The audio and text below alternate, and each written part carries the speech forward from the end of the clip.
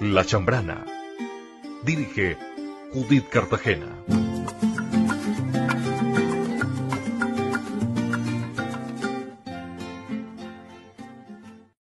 Vuelve Mujeres con Historia.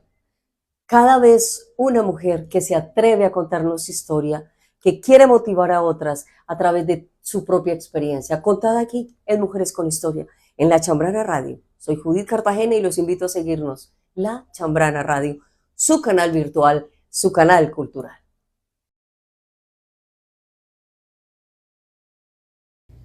Una vez más estamos aquí para contarles desde Mujeres con Historia, historias de tantas mujeres que nos encontramos en esta ruta, en este trayecto. Nos encontramos en la Casa Rayo con una invitada muy especial y ella es Gabriela Arciniegas. Bienvenida a Mujeres con Historia, Gabriela, qué rico tenerla con nosotros. Muchas gracias, Judith, y muchísimas gracias a toda la gente que ve este programa. Recordarles que estamos desde La Chambrana y en La Chambrana no estamos compitiendo, aquí estamos tejiendo la vida. Por eso contamos historias, por eso nos gusta promover todo lo que las mujeres están haciendo en ese tejido social que cada una desde su escenario está proyectando para un mejor entorno. Y a Gabriela nos la encontramos en el marco del 40º Encuentro de Mujeres Poetas. Y precisamente quisimos invitarla hoy a Mujeres con Historia porque ayer ella presentó una obra muy maravillosa, pero hemos tenido la oportunidad también de compartir con ella otros espacios donde hemos conocido a la mujer. Entonces hablemos un poco, ¿quién es Gabriela? ¿Quién soy yo? Toda la vida me he preguntado lo mismo. La pregunta del millón. Pues a ver, yo fui hija única y crecí en una familia con gente muy mayor. O sea, tuve es como un contraste porque por un lado fue positivo, por el otro lado no tanto, de que mis abuelos nacieron en 1900, mi mamá nació en el 36 y yo nací en el 75. Entonces tuve la fortuna de conocer puntos de vista muy diferentes al mío. Tres generaciones de contraste. Tan apartadas, porque mi abuela apenas tuvo hijos a los 30, que eso para su generación era absolutamente inusual. O sea, a esa edad, en su generación, ya deberían de haber tenido los hijos que iban a tener. O sea, imagínate una persona nacida en 1903, que nació ella, y ya para los 15, 20 años ya uno tenía 2, 3 hijos, claro. Es lo normal tener de a 8, de a 10, de a 15, ¿no? Y mi abuela no quería tener hijos, fue una mujer muy sui generis. O sea, Gabriela viene de mujeres rebeldes. Sí, porque mi abuela era muy frágil y tenía muchos miedos y muchas cosas, entonces ella sabía que iba a ser espantosa como madre, tenía esa conciencia. Y entonces mi tía y mi mamá nacieron en los 30. Ya cuando pasó mayo del 68 ellas tenían 30 años. Sí. Entonces eran generaciones muy diferentes y mi abuelo siempre decía, ole, qué curioso que yo fui criado por gente del siglo XIX. Pero eso es un privilegio. Terminé, claro, entonces por un lado fue muy bonito poder conocer estos puntos de vista vivos del siglo XIX y de principios del XX, pero por otro lado también fue muy difícil porque mi generación era otra cosa, ¿no? Ya incluso siendo mujer, nuestra generación era una generación mucho más ejecutiva, mucho más proactiva, con muchas más libertades y con padres que habían vivido los años 60 y 70 muy jóvenes, entonces eran mucho más revolucionarios y mucho más modernos, se puede decir así, ¿no? O sea, influyó de manera directa y con mucha fortaleza toda esa situación para que Gabriela eligiera este camino de la escritura y se convirtiera en la escritora que hoy día es. Sí, indudablemente. O sea, por un lado, esas peleas generacionales, yo creo que la escritura termina siendo una catarsis con respecto a eso. Y por otro lado termina siendo un deseo de contar esa experiencia, ¿no? Como persona y como mujer y como colombiana, como que yo también quería contarle a la gente. No escribo tan autobiográficamente, pero siempre la literatura uno termina reflejando un poco lo que el entorno de vida, la historia de vida. Sí, o sea, es imposible escribir sin pensar en uno mismo y en su propia biografía, ¿no? Así es, Gabriela. ¿En qué momento de la vida se descubre escritora? ¿En qué momento toma la pluma, quizás un papel, una servilleta, no sé, alguna cosa, y escribe y se siente que esa es la ruta? ¿Qué edad tenía que hacer?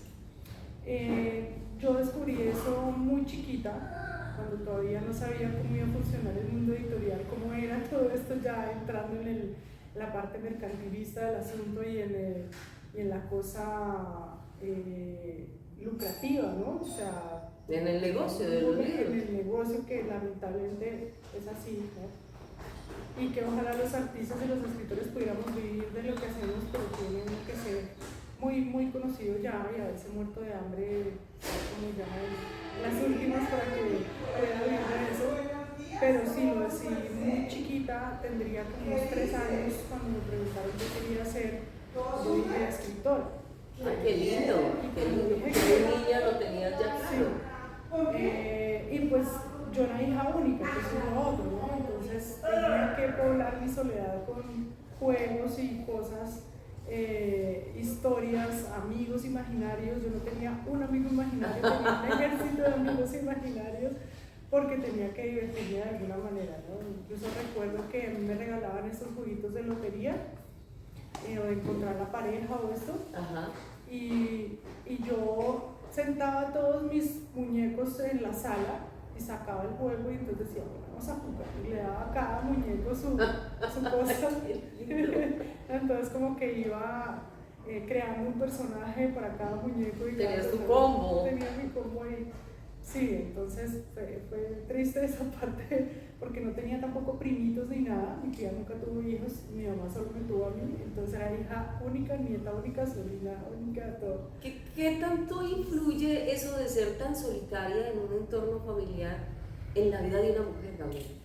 Influye muchísimo, porque claro, o sea, la imaginación, la creatividad, todo empieza a jugar un papel preponderante, y sobre todo cuando pues, la gente que lo rodea a uno está mayor y empieza a envejecer muy pronto y a morirse de uno, ¿no? Entonces tiene uno que sacar estas capacidades cerebrales de alguna manera, ¿no? Así que fluyen por neta necesidad. Sí, y pues por otro lado también, pues como crecí rodeada de muchos libros, mi abuelo tenía una biblioteca que le tocó comprar un apartamento en el segundo piso para poder poner su biblioteca, porque no le cabía en el primero.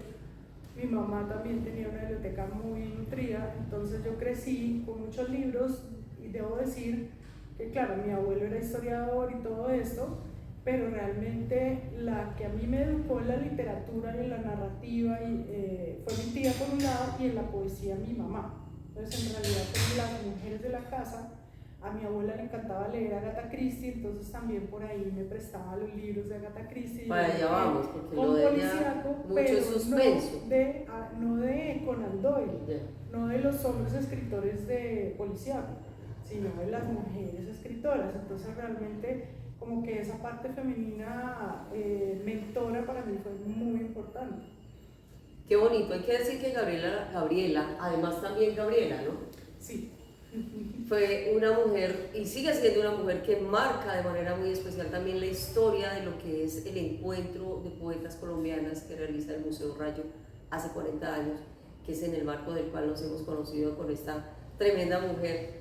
Tuvimos la oportunidad de compartir ayer, yo creo que los ojos míos estaban así, quedaron como los muñequitos con los palitos así, no se cerraban, poniéndole cuidado a todo, porque ayer precisamente comparte Gabriela con nosotros la presentación de una obra que es una trilogía, ¿no? Que es Elena, la reina condenada.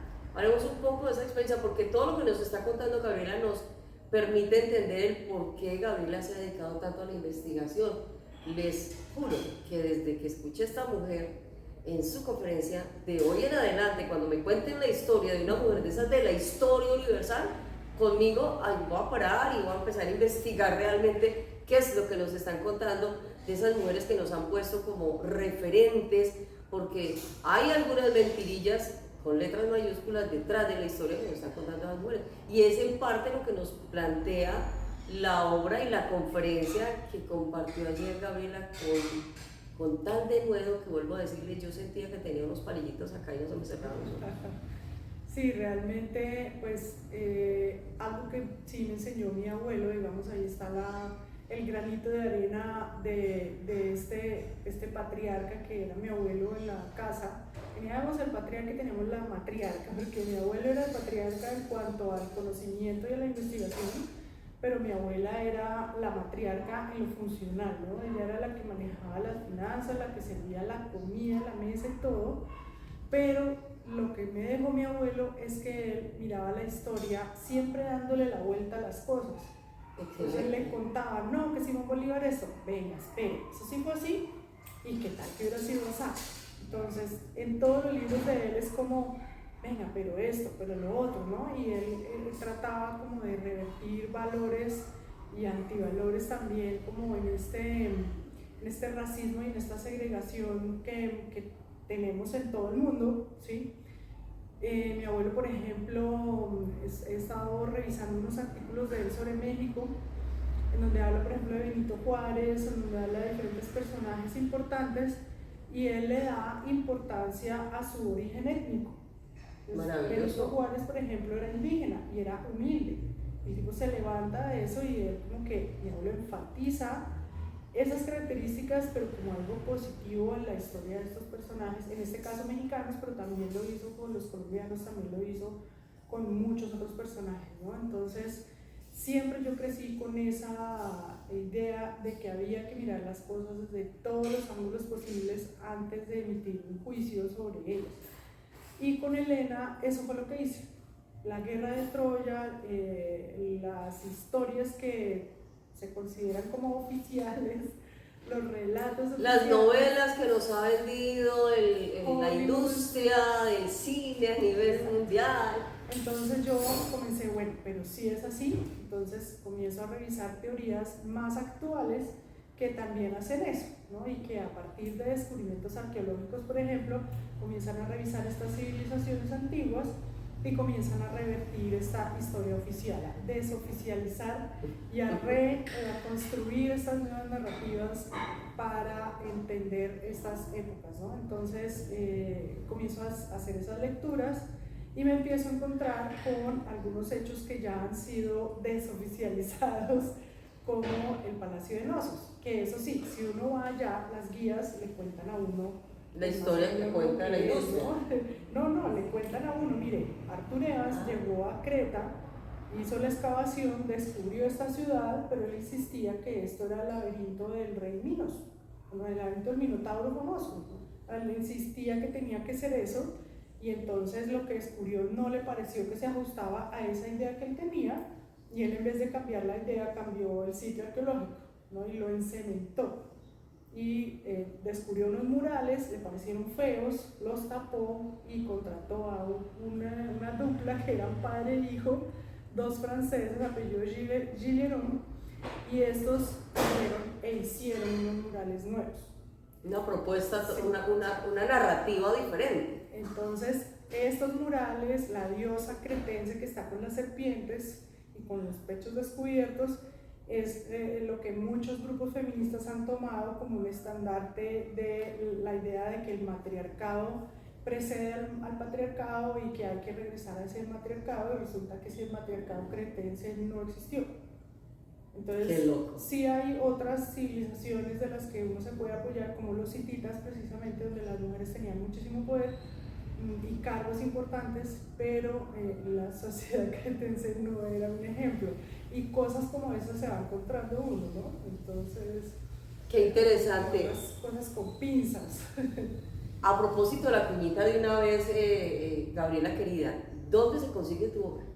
Mi obra está publicada por el Fondo de Cultura Económica, entonces en este momento está en el Museo Rayo durante el encuentro, pero lo pueden encontrar en las librerías del Fondo de Cultura, lo pueden encontrar en las librerías de cadena como la Nacional, la Panamericana, la Lerner, y también están algunas librerías independientes en Bogotá, pero durante el encuentro lo encuentran acá.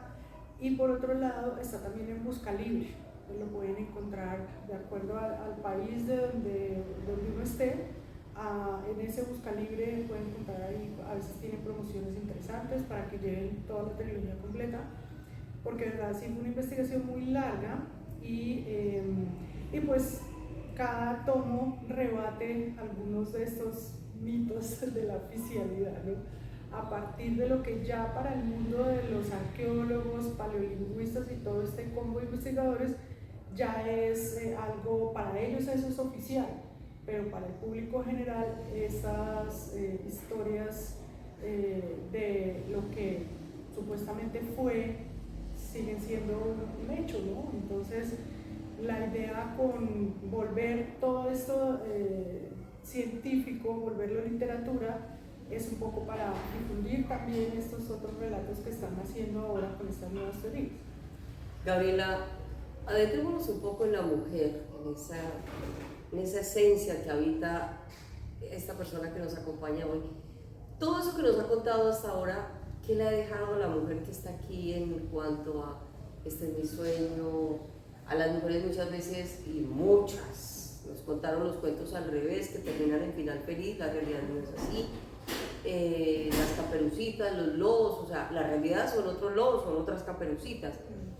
Pero ¿qué le ha dejado todo este trayecto, ese entorno en el que creció, rodeada de esas bibliotecas? Mientras nos hablabas de la biblioteca de tu abuelo y de tu mamá, o sea, mi imaginación voló y me parece simplemente mágico. A la mujer que está aquí, esa romántica, porque eso no se pierde, esa piel adentro que lleva, ¿qué le deja esa siembra? O sea, ¿qué le ha sembrado en su ser interior todo este trayecto en lo que se formó, de lo que ha escrito, de lo que no ha escrito, de lo que se ha guardado, de lo que dejó por escribir, de lo que tiene pendiente por escribir? Uy, Dios mío, qué pregunta tan complicada. Yo creo que así como la historia se va desoficializando y reoficializando, también uno se va desoficializando y reoficializando. Qué interesante como persona, el planteamiento, ¿no? ¿sí? Porque uno siempre está deconstruyéndose y reconstruyéndose a partir de lo que va viviendo y de creencias que se va formando, y cómo esas creencias muchas veces terminan siendo rebatidas, ¿no? Desde el amor, desde la misma carrera de escritora, o sea, lo que yo tenía en un comienzo como idea de lo que era ser escritora y lo que he visto hasta hoy ya por la experiencia y unos cuantos porrazos a lo largo de la vida, ya eso va cambiando. Que no se escapa a nadie de esos que no se porrazos. cambia, eso en todos los ámbitos sucede. Pero lo importante es decir, bueno, ya me pegué el porrazo, me levanto y sigo adelante y me lanzo al vacío, porque realmente eso es la vida, ¿no? Y que yo siempre, cuando daba clases, yo les decía a los estudiantes, la creatividad no es una postura, no es una cosa para pintar bonito ni para escribir bonito. La creatividad es algo que se necesita en la vida, es parte del instinto de supervivencia y es parte de decir, bueno, se nos presentó este Goliat, ¿cómo lo vamos a matar? ¿No? ¿Cómo vamos a sobrepasar estos obstáculos? La creatividad es algo que es inherente a todos los seres vivos, en realidad, porque todos los seres vivos, o sea, el planeta cada día nos presenta unos azares y unas catástrofes y en fin, y cómo sobrevivimos a eso, eso es parte de nuestro ADN realmente, ¿no? Entonces, para mí la creatividad, el escribir es realmente una práctica para el vivir. ¿Sí?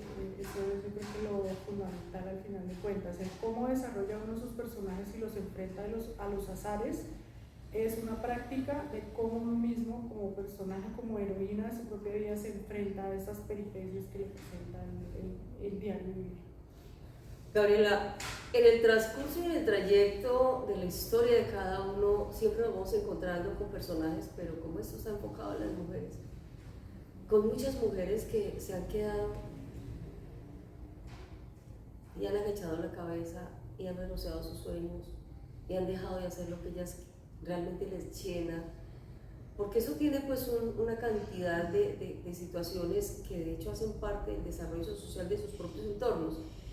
Pero si Gabriela tuviera la oportunidad, que de hecho quiero que la tenga y la sienta en ese momento, de decirle algo a esas mujeres desde esa vivencia personal, ¿qué le dice Gabriela a todas las mujeres que están allí como con los sueños enmochilados? Pues sí, sobre todo el ser mujer sigue siendo difícil hoy en día, ¿no? No importa uno en qué cultura esté, en qué lugar geográfico del orbe, las situaciones como las que vivió Elena, como las que vivían estas mujeres antiguas siguen existiendo. el hecho digamos, en esa época había el matrimonio arreglado, había una esclavitud en donde todas las mujeres estaban expuestas a ellas, ¿no?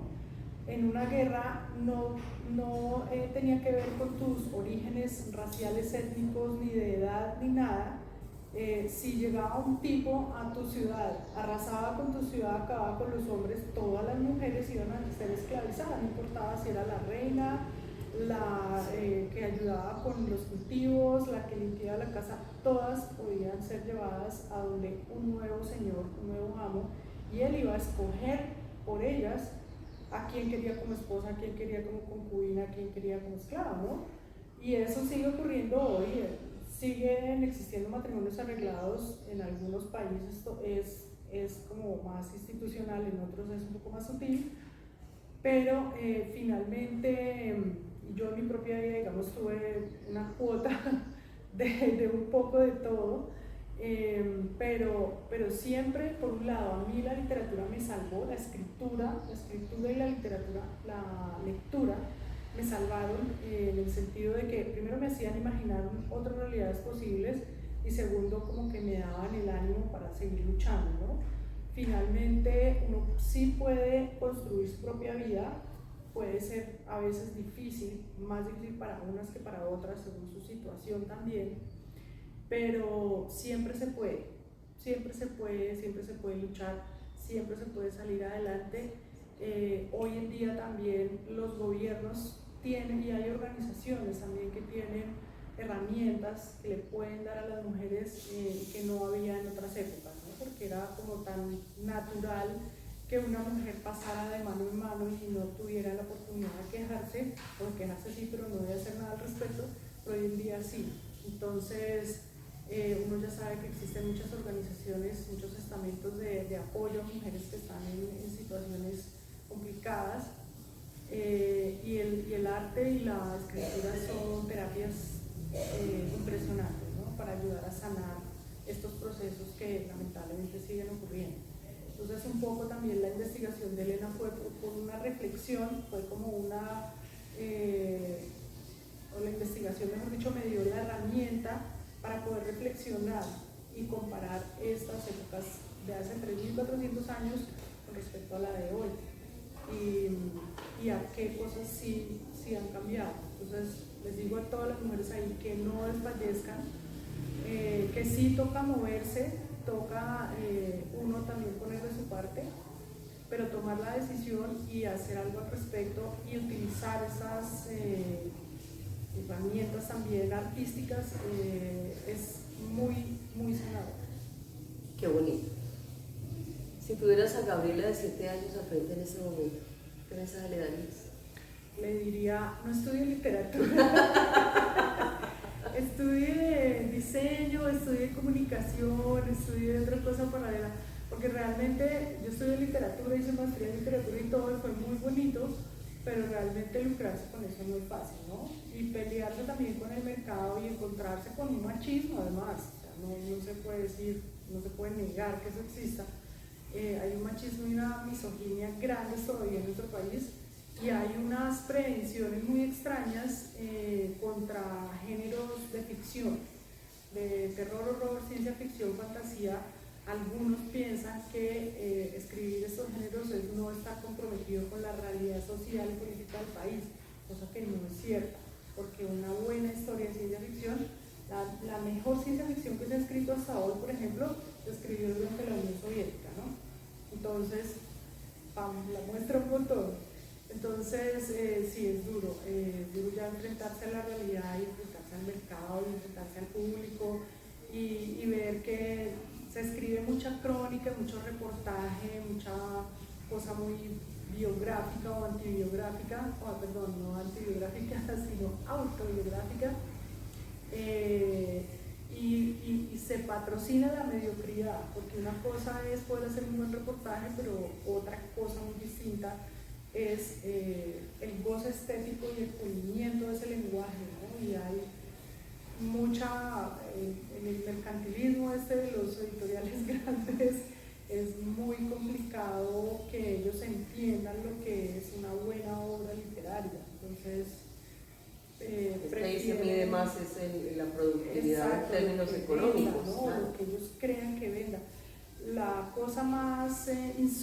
ha ocurrido en el mercado editorial es Memorias por correspondencia de Emma Reyes. Emma Reyes fue una gran amiga de mi abuelo y que le rechazaron el libro muchas veces cuando ella estaba en vida porque decían, a usted nadie la conoce, usted es una pintora que ni quiera vivir acá, eso a nadie le interesa. Y fíjate el revuelo que tuvo, lástima que era cuando ya ella no estaba.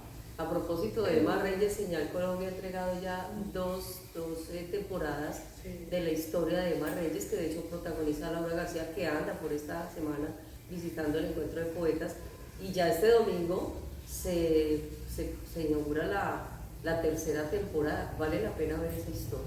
Sí, es muy interesante como historia de vida, ¿no? Sí. Realmente lo que le termina hablando a la gente es la historia de vida tan tremenda, tan bonita también, pero tan dura que le tocó vivir a ella, ¿no? Pero eso es uno de los ejemplos de que los editoriales grandes, como muchos no son lectores ni son escritores, no saben realmente lo que al público le va a gustar. Ellos le meten, le embuten ahí unas obras que creen que son las que van a vender y las que van a leer. Muchas veces no es así. Entonces, eso es la cruda realidad a la que uno se enfrenta, ¿no? Entonces me hubiera dicho, no estoy bien. Laurita, quédate ahí con tu combo en la mesa. Sí, sí. Gabriela, ¿por qué elegiste, o sea, por qué incursionar en el suspenso desde la escritura? No me acuerdo si fue Mariana Enríquez o María Fernanda Ampuero, una de estas autoras que hay hoy que están tan en boga y que escriben estos géneros de ficción especulativa, la que dijo es que yo no puedo escribir de otra cosa cuando he vivido una realidad violenta en mi país. Todos los países de Latinoamérica han tenido una historia tremenda desde el encubrimiento de América, como se titula un libro que hay por ahí, hasta ahora, y desde antes, ¿no? Porque también eran comunidades bastante violentas que vivían matándose entre ellos.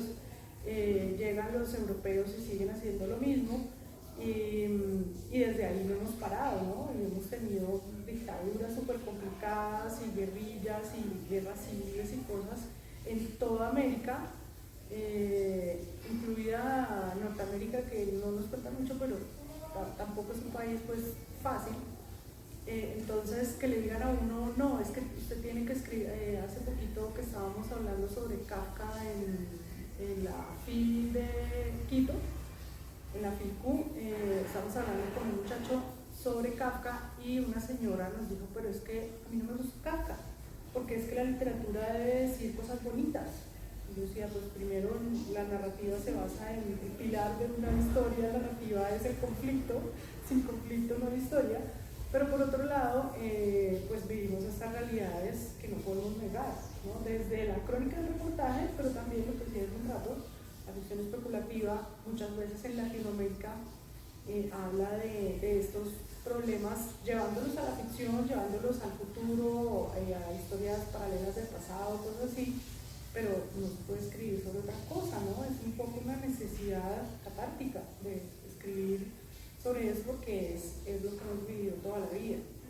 Mi generación, por ejemplo, vivió las bombas en los centros comerciales, ¿no? Entonces el hecho de que uno no podía ir a comprar a un cine o a divertirse con sus amigos porque podían poner una bomba en el centro comercial donde uno iba, podía poner una bomba en un avión, podían poner una bomba en donde se les diera la gana, o podían secuestrar al amigo de uno, ¿no? O sea, fue una época dura, muy dura. Creo que uno desde la ciudad la vivió un poquito más suave que gente que vivió en regiones en esas épocas, pero uno se crió con eso.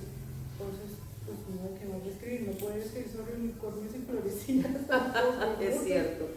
Gabriela, toda tu obra, no solamente Elena, hay una red social, alguna dirección para compartirla al público, que puedan entrar y conocer un poco más del perfil, porque en este espacio realmente lo que hacemos es como salpicar un poquito con la invitada. No necesitaríamos la vida entera para compartir la vida de otra persona, pero aquí se trata de salpicar un poco y hacer como un paneo por la vida de nuestra invitada. Pero ¿cuáles son esas redes sociales en las cuales puede el público encontrarte y ustedes la van a leer aquí en nuestro baño?